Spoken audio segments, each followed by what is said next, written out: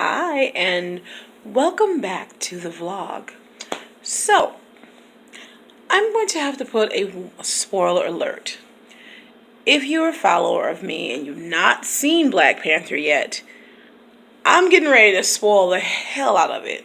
So, I'm going to give you about 10 seconds to go away. Delete, move on, block me, whatever. I don't know. Not listen, go to the next channel or catch my next video when I feel like making it. So, I'm going to give you about 10 seconds, okay?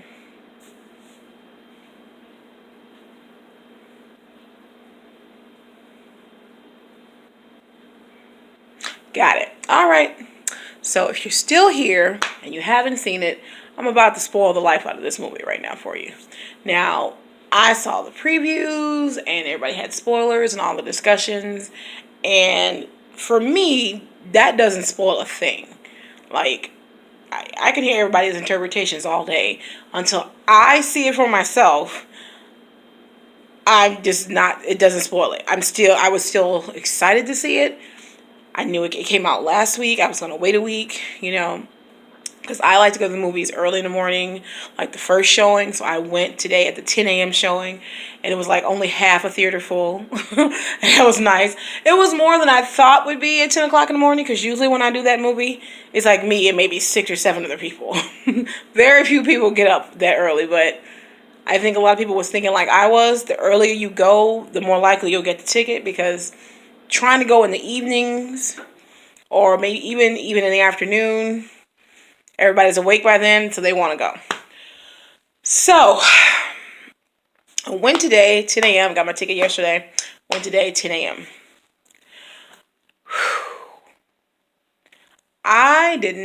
First of all, I did not expect. I said in my last video, we grew up with Superman and Wonder Woman. We did. So DC, Marvel, we grew up with certain superheroes. Not black, by the way. But we did. We grew up with certain superheroes. And, you follow it, but you don't. You watch the TV show. I saw a couple of the Spider-Man, like Spider-Man 1 and 2, I think I saw, I grew up with Christopher Reeve.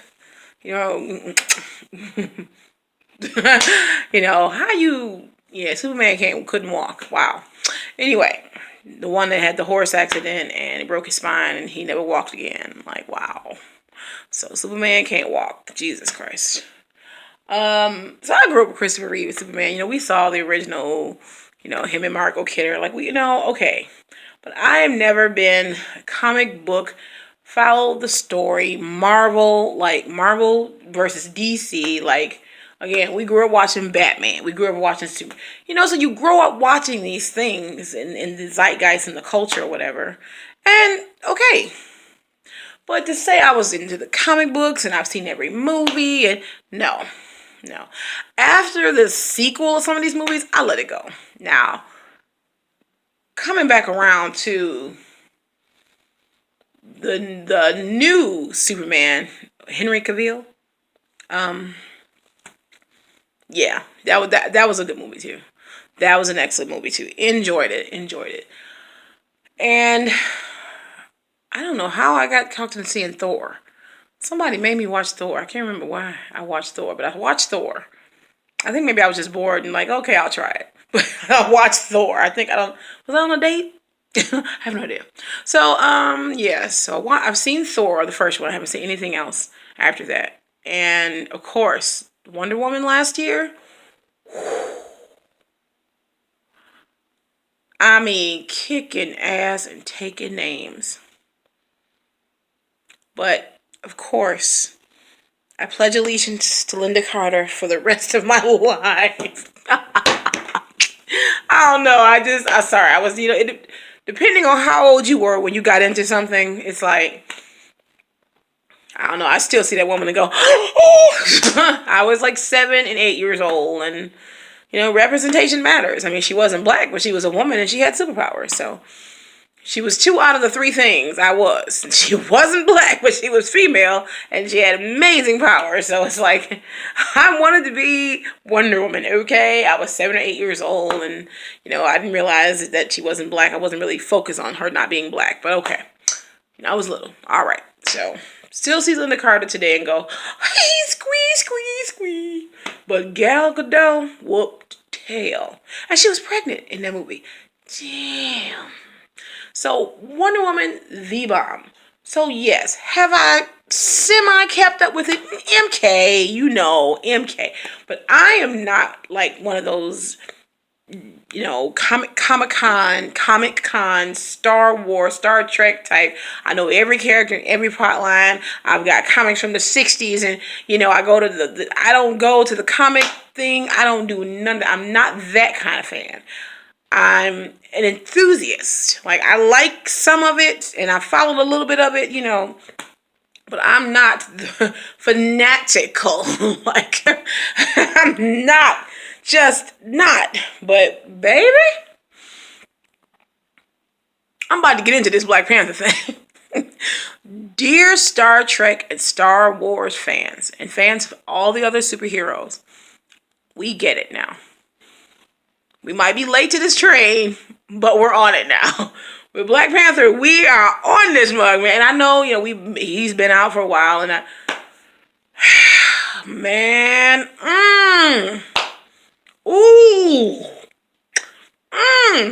I need a Black Panther too. I need some updates or some storylines. I need it because we didn't see what he did with Eric Killmonger. Like, kind of assumed that he died.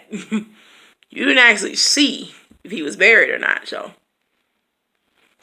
or M'Baku and the Jabari tribe. Yes, he helped him in this battle, but are they really friends? Are they really Wakandans? What will happen? Or, and you have to, if you go see the movie, you have to stay through all the credits because there's 2 extra scenes. At the very end, Shuri helps another colonizer. Colonizers are non-blacks, sorry. So, will the colonizer be an ally or a detriment? So, trust me, it was a few loose ends. Or when T'Challa was addressing the UN, and he was saying that they were going to take it's vibranium, the beautiful, the thing that makes Wakanda special, and they're going to share their gifts with the world. And then the man asks, what is it that Wakanda has to offer the rest of the world? And he doesn't say.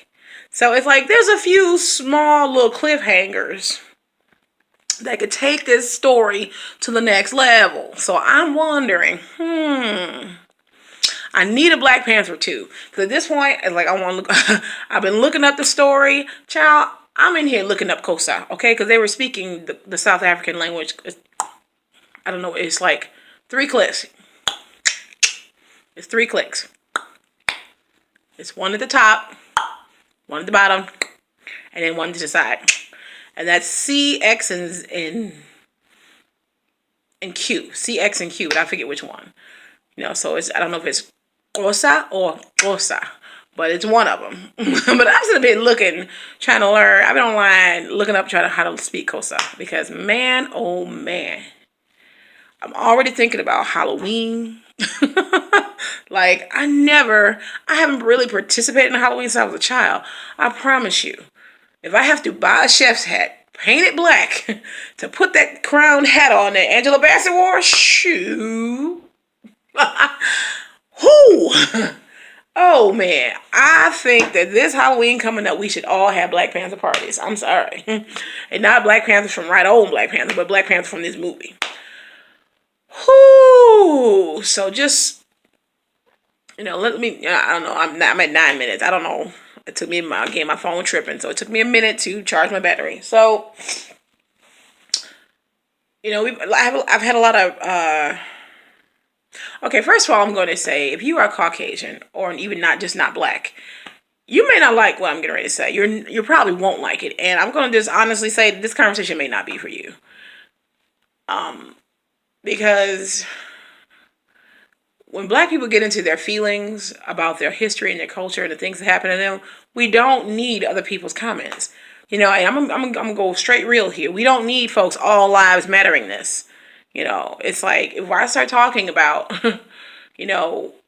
the need and desire to live or be an all black African nation and what it would have been like had Africa not been colonized. And there's a part of my soul or something in my subconscious or in my ancestral past that remembers when it wasn't colonized, and still longing for that one united black nation. Like those of us who grew up in a certain time, in a certain place, raised by certain people, Wakanda has always been in our dreams.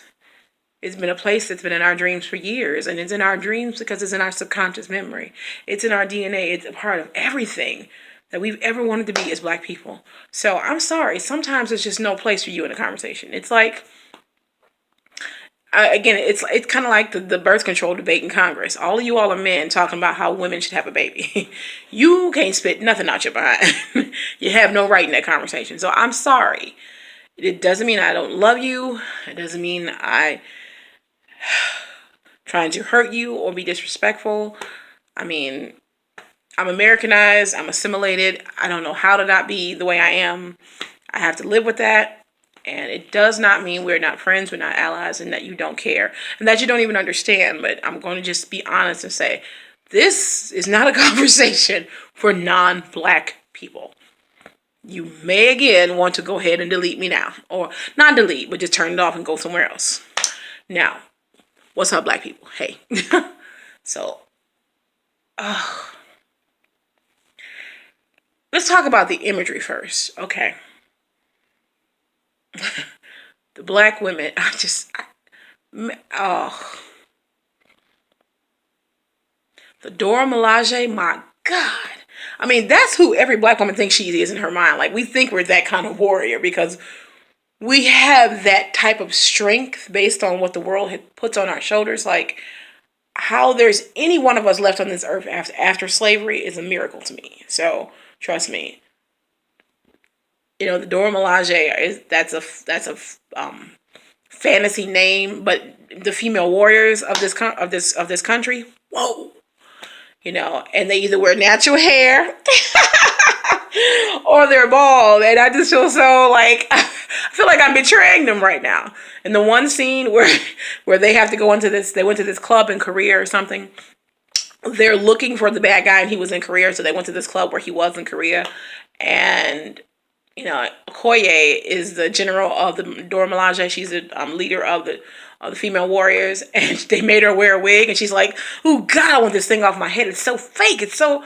And I'm sitting there with my weave, like, "Yeah, it is." It's like I don't know, but I just, it's like this is the only part of me I wish I was a little more braver about. I like the different looks. I like the low maintenance. And I don't know. I like being able to swing my hair. I like being able to do it. So I have like this you see here. I mean, I really do have long hair. Now you're thinking like, really? Yes, this is the front. This is like these are my ends or edges. My real hair is in here and it's long. It's nice, but it's just real hair. It takes a lot of work for us. So this is low maintenance. Moderate cost, low maintenance, and I like the different looks. I like the way it makes me look. I feel prettier with this hair. So whether that's, and then that, of course, that is the effects of colonization. That's the effects of the Eurocentric influence. I don't feel like I feel as pretty with the hair I was born with compared to the hair that I bought. That is the effects of Eurocentric ideals being forced on black people. So I don't know how to erase all of it out of my system because I like my hair. But I almost want to be bald because the Dora Milaje is completely bald and they are warriors and they are fierce and they are amazing. So that was the one imagery. The second imagery, the Pan-Africanism, the red, black, and green you see on the screen, and the different languages and the different styles, like the necklace, that choker that comes all the way up to your neck. I don't know the names of the different tribes or people, but the red, black, and green is Pan-Africanism. That's like the symbol for the continent. And then the necklace comes from another tribe, and the crown that Angela Bassett wears comes from another tribe. And they're speaking Xhosa, and that's South African. So it's like pulling all these pieces from the continent. It's just beautiful. Oh my God. Whew. Second image that I loved. The men and the women are equals and they love each other. The men and the women are equals. They are equally talented, equally beautiful, equally fierce, and they love each other. They do.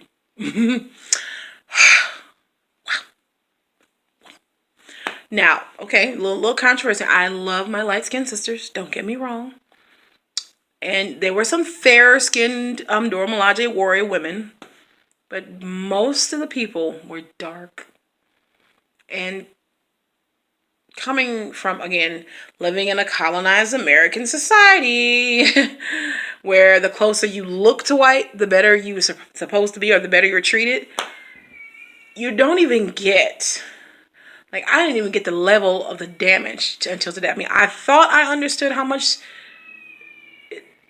damaged I was by colorism. I thought I got that until I spent 2 hours watching the darkest sisters I've ever seen whoop ass on the screen, and the men on the screen be in love with that. Now I know there was a fantasy, it was a movie, but it's just like you're looking at your dream and your hope to flash before your eyes. Like in so many of the scenes when T'Challa looks at Nakia, he can't speak. I want someone like that. Like, I want you to look at me and go, whoa. You know, you're the one. You know, not what I've gotten. Oh, you're cute, but you're dark. Oh, well, I usually date light or white women, but I'm just gonna try you. It's like being treated like a secondary ice cream flavor. Like what? A man telling you openly he's settling for you because he wish he had something different. Like, again, Eurocentric, Americanized, colonized bullshit. Sorry, but it is. Lighter, brighter, whiter is better. I mean, that's what we've all lived. So, so just it being darker sisters on the screen the whole time, getting all the love. And it doesn't mean I don't love my lighter skinned sisters. I love you with all my heart. We're sisters, period. It doesn't mean that. It means that I wish in America a black man would look at me the way he looks at you. So just that. Wow. Okay, let's just go there. Okay, let's start with the fatherless son syndrome. So T'Challa's dad, T'Chaka, went to America to find his brother because he thought his brother had gone astray. His brother had been in America, and it was right after the riots in LA, and his brother had this son. Well, anyway, T'Chaka told his brother to go home, and you've committed crimes against humanity, and go home, and let's not do this. And no, T'Chaka's brother, I forget his name, tried to kill him, so T'Chaka had to kill him. Well, the brother, T'Chaka's brother, T'Challa's uncle, had a son, and the son was left fatherless. So he grew up brilliant and wonderful, but he grew up a monster because his father was killed. And he knew he was Wakandan, and he knew that he had all these things. And let's just say he was just really angry. So we have the battle of the fathered son who revered his father and the fatherless son who lost his father. And it was just the pain. And it's like, Eric Killmonger is his name. Eric Killmonger. It wasn't lost on me that he was abusive to women. It wasn't lost on me that he was heartless and he loved to kill because he felt like the world stole from him. Anyway, he went back to Wakanda, and for like a hot minute, he was the king because he defeated T'Challa in a battle. And threw him off a cliff, which then took me to the Lion King. Like, did the Lion King copy Black Panther? Or did Black Panther copy the Lion King? No, I'm sorry. If you see it, you're going to know what I'm talking about. I felt, I'm like, Mufasa? I felt that kind of way when Scar threw him off the cliff and he died. It was a scene in the movie just like that. But T'Challa didn't die. But still. So just the battle of the African American and the African.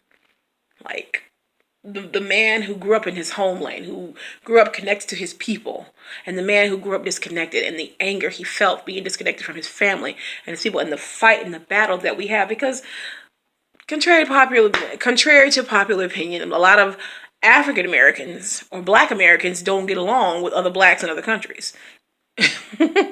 And we don't often get along with Africans, and I don't know why. Looking like, I can't help if my people were stolen from you, or if you sold us out. That's another conversation.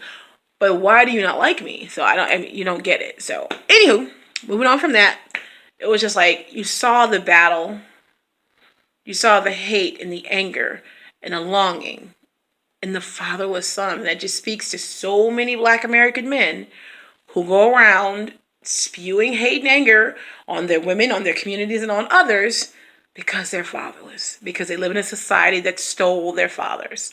Whew.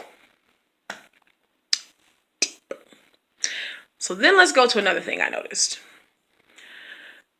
When T'Challa comes back and he tries to take the crown back from Eric Killmonger, who is the current Black Panther, because it's the Black Panther is the king of Wakanda, so it's an ancestral, it's an heir right. So when T'Chaka died, T'Challa got it, but Killmonger was the son of the other brother that was killed, so he feels like it was his crown. So anyway, when he came back T'Challa was brought back to life by his mother and his love and his sister. He came back to fight for his kingdom.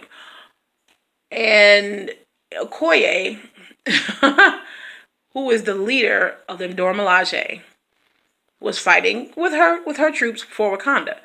The male soldier, the male warrior, and the female warriors of Wakanda were fighting each other because the male warriors wanted to follow Eric Killmonger, the new Black Panther, and the female warriors were still loyal to T'Challa, the old Black Panther. But they feel like T'Challa wasn't dead, so he was the real king. And anyway, so you see this battle of the men and the women fighting each other.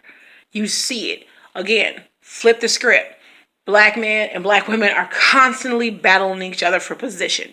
Constantly at each other's throat for position. No, I'm right. No, you're right. No, I'm right. No, you're right. And we stay at battle. We love each other, but we fight each other. That's what I got from that. So, M'Baku, the leader of the Jabari tribe, who is good looking, but I kind of like T'Challa because I like brilliant men. And I don't know if M'Baku is brilliant. I just know that T'Challa is. So I prefer brilliant men. Anyway, so M'Baku decides to help T'Challa fight to get his kingdom back. Even though the Jabari tribe was like they kind of, when the Wakandan tribes were made, the Jabari people moved off into the mountains somewhere and they didn't want to be a part of it. They're still Wakandans, but they did their own thing. So anyway, M'Baku comes to fight, and Kofi, who was one of the leader of the male warriors, Kofi and Okoye are in love, and they are a couple. And Okoye stands in front of M'Baku, ready to challenge Kofi. And Kofi says, "You would kill me, my love?" And she said, "Yeah. For Wakanda, yeah. For my country, for Wakanda, yes, in a minute." Like, she's like, "I love you, but I'm loyal to my country and my kingdom. And yes, I would kill you." Child, he threw down his weapon and bowed to her feet.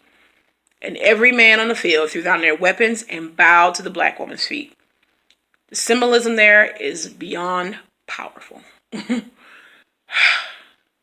It's time for Black men and women to stop fighting each other. Stop. Stand down, bow down. We are queens, bow down. Because if you bow down to us, we'll bow down to you.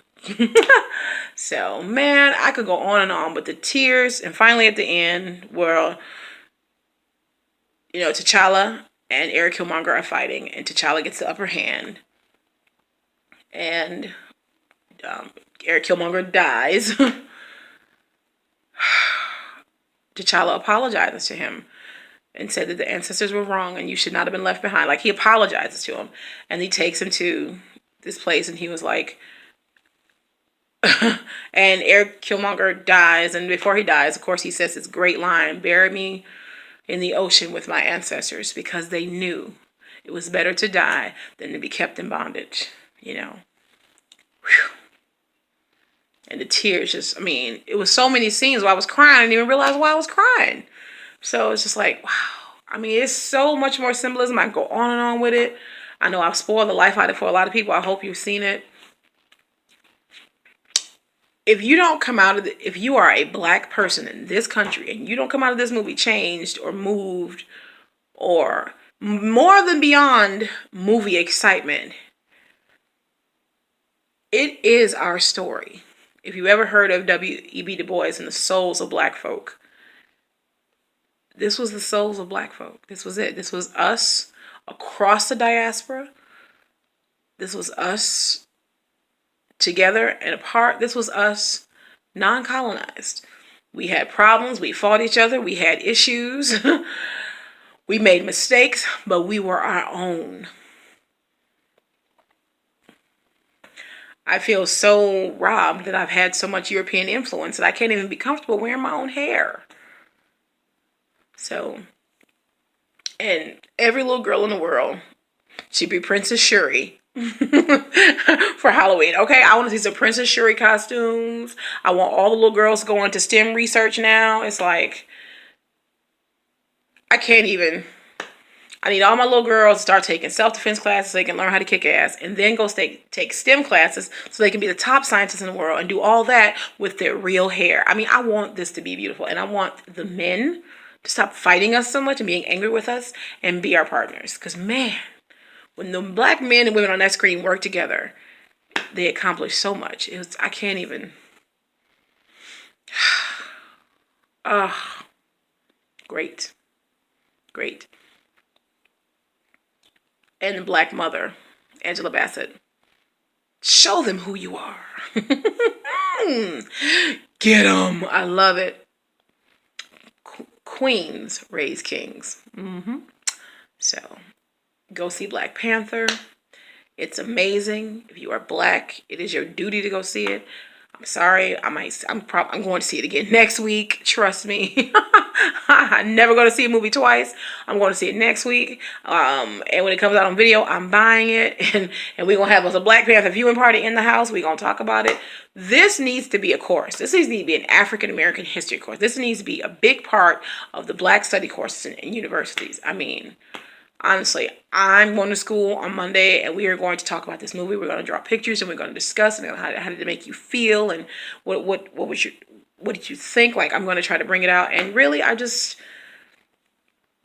to try to be polite when my beautiful colonizer friends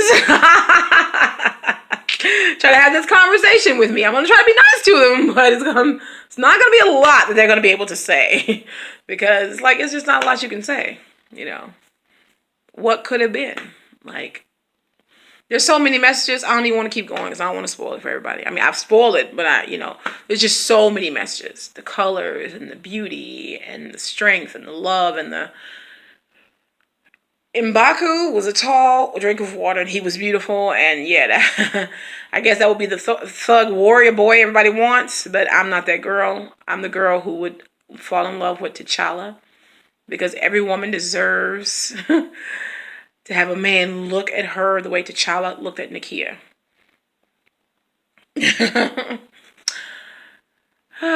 So that's it. That's my... Black Panther was amazing.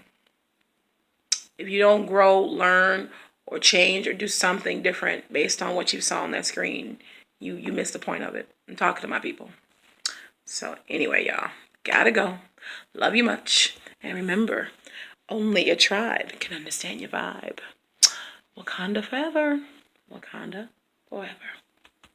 I want some blue on my lip, though. Put some blue right here. Bye, y'all.